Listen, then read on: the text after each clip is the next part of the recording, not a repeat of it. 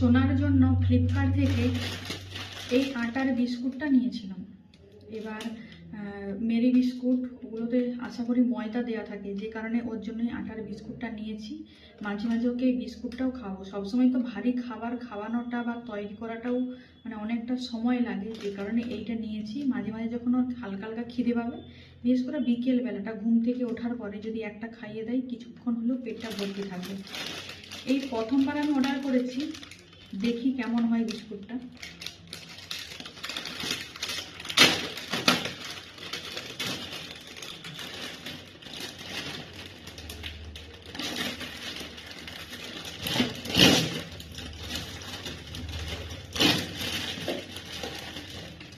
এই দেখো, এই 5টা বেরিয়েছে বিস্কুটের প্যাকেট।